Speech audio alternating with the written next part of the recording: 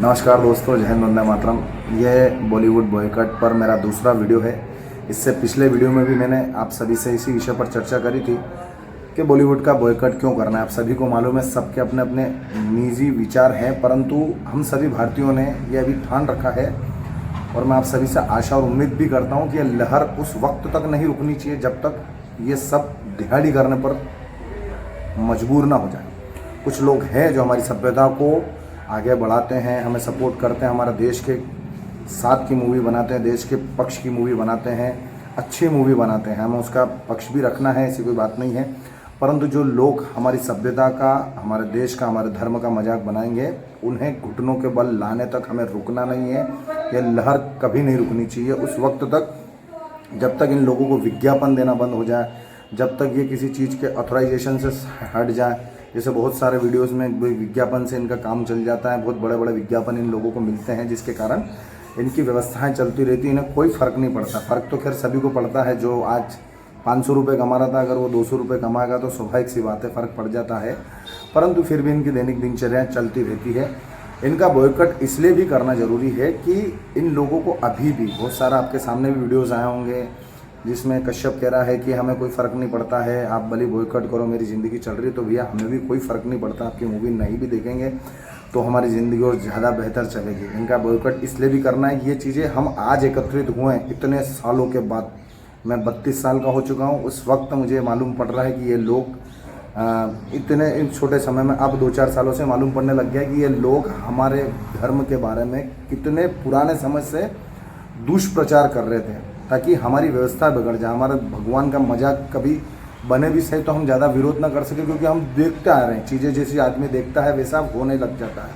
हम उन चीज़ों के लिए फेमिलियर हो जाते हैं ताकि हमें कोई फ़र्क ही ना पड़े। और ये इसीलिए किया जाता है धीरे धीरे धीरे धीरे धीरे टुकड़ों में, ताकि हम इस चीज़ को आसानी से एक्सेप्ट कर ले, स्वीकार कर ले कि हाँ, ऐसी चीज़ नॉर्मल है। अगर आप मंदिर में चप्पल पहन कर भी जा रहे हैं, या वहाँ पर कोई हंसी मजाक भी कर रहे हैं, या भगवान भोलेनाथ रोड पर दौड़ रहे हैं, ये सारी चीज़ें ये इतनी आसानी से बता देते हैं और हम इनका विरोध नहीं करते, इसलिए चीज़ें हमें बहुत नॉर्मल लगती। परंतु अब इस चीज़ को बिल्कुल ख़त्म करना है। ख़त्म इसलिए करना है, हमारे पास अब ऑप्शन भी है। यदि हम इंटरेस्टेड हैं कि हमें मूवी देखना है, ये सारी चीज़ें, तो दक्षिण भारत एक बेहतरीन विकल्प के रूप में हमारे सामने बहुत ही शानदार तरीके से उभर के आया।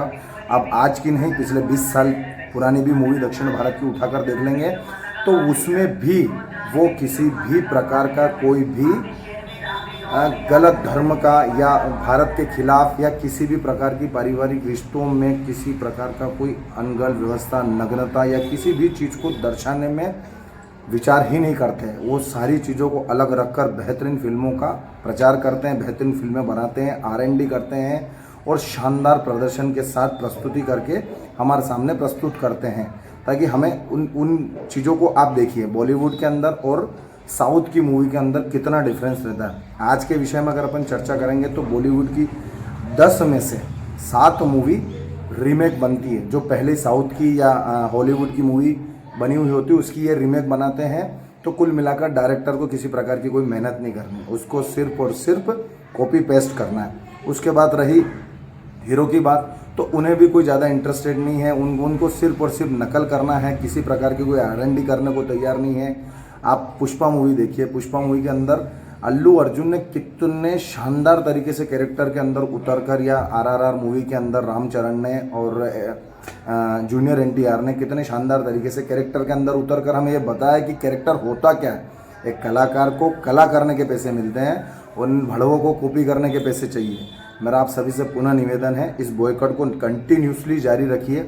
बहुत सारे ऐसे ऑप्शंस हैं। अपन अगले वीडियो में पुनः इसी विषय पर एक बार और चर्चा करेंगे कि हमें बॉलीवुड का बॉयकट क्यों करना है, ताकि इनका बिल्कुल पत्ता एक बार का साफ हो जाए, इन्हें समझ पड़ जाए कि अब बॉलीवुड को सेंसर बोर्ड पास नहीं करेगा, अब बॉलीवुड को हिंदू पास करेगा। हिंदू जो चाहेगा वो होगा।